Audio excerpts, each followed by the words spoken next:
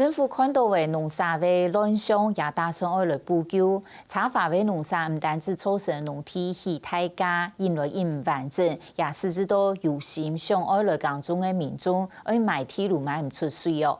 或者讲台湾农业价格路才唔上钱，能会有按多年想要囤农地转做其他的用途。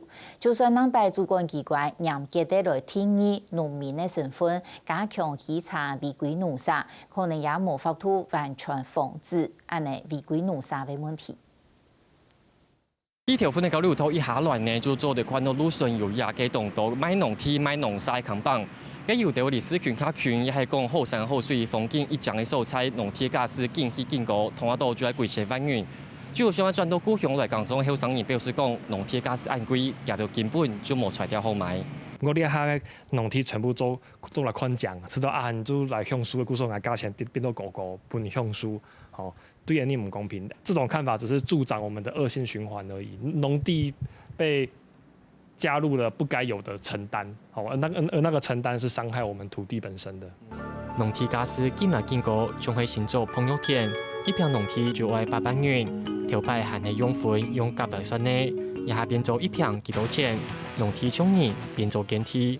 我們年輕人在都市裡買不起房子，然後在鄉下我們買不起田，然後在這裡到處當人家佃農。唔過咩要你認為政府係講留條耕地好好發利用，其實就做得解決青年農民無地好耕嘅問題。韓國南總民雄入站係講，修法不應該全國都通用，希望係講修法通過會影響採地嘅觀光發展。到處都在休耕嘛，哪裡沒有土地可以種？啊，你的大佃農小弟子，來，真的沒有種，他沒有辦法找到土地可以種的，我介紹給他種。而家話地方嘅發展啊，1年啊，冇人買種啊，差多東西啊，卡去種啊。冇人來買啊！定義出來那冷啦，買個錢就冇啦。農法條例開放農地買賣限制過後，農業營條冇增加，茶法農沙價一度。農漁會統計全國7省卡界農沙有違規嘅情形，或者強烈爭議，主管機關根本就冇好好審批稽查，大家想起就起，造成亂象。可是你的農地如果沒有按照規定去做農業使用，在13條跟15條裡面都賦予。他要去把這個所謂的建造的這個許可撤銷，那我覺得這時候中央政府或許可以在這個辦法裡面將來修改，賦予中央政府有去所謂的監督跟督導這樣的一個工作。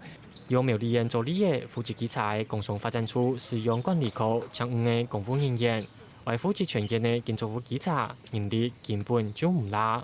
營建署這邊部分也是希望說把這個違章的部分的話，希望是以罰。來代拆哈，要不然是現在以違章的部分的話，以這個那麼大的量體哈，那由我們縣政府直接拆的部分啊，可能會相關的一些人力的成本哈，而且當然是你拆除的部分，拆除算是一個最後的手段的啦。農業會希望確實做到農地農用，不過整體告訴其實用認為主管機關應該為自家廢鐵民國89年修改農法條例下開放的限制。畢竟勞動水業農地，韓國台灣農業將會有機會。農地的所有權已經是大量的移轉了，已經移轉到非農民的手。對，這是另外一個非常擔憂的地方了。以前的農地農有、農地農用，這個8字真言啊，等於全部都破功了。農法條例18條，趕快把它廢掉。好早講，民眾以農沙做民宿發展觀光，還轉做房地產來炒作。最終原因就會印證台灣的農業所得特色嘅，農民遇到一個限量好年呢，就算農地冇得動到，咩唔會第一。第思考運用嘅，可是做到農地農用嘅世界，農業可能還會對改善台灣農業環境、提升農民嘅利益來做整體規劃，將會有機會救到冇得動價嘅農地。下個新聞前中成做綜合報道。